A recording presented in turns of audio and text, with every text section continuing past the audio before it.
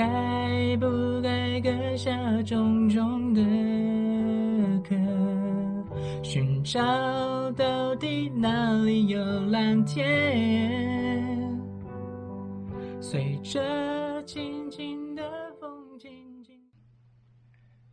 Today, we are going to learn how to play and sing Snail. This song and its lyric are both written by Chou Chou in 1999 before his debut and was still working as a professional songwriter. It was a challenging period for Chou because he would only receive compensation for music that was selected and published by his record company. Not to mention, he has also failed his annual university entrance exam twice and was suffering from ankylosing spondylitis, a long-term back pain condition. Chou wrote this song to motivate himself and remind himself that he needs to take one small step at a time to get to the top, just like a snail. Today, he is recognized as one of the most popular male singer in Mandopop.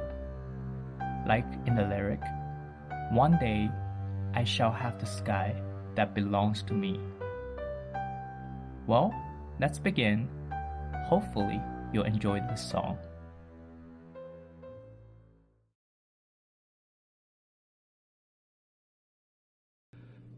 该不该割下重重的壳，寻找到底哪里有蓝天，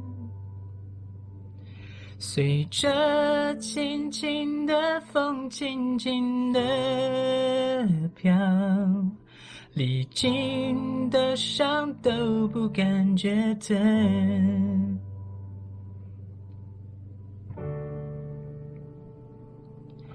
我要一步一步往上爬，等待阳光静静看着它的脸。小小的天有大大的梦想，重重的壳裹着轻轻的仰望。我要一步一步往上爬，在最高点乘着叶片往前飞。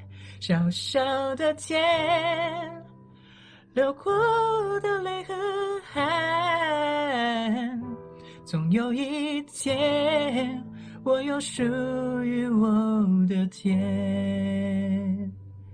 任风吹干流过的泪和汗，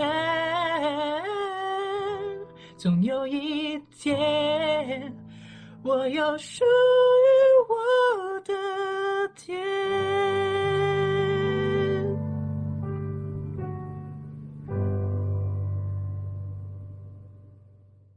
我要一步一步往上爬，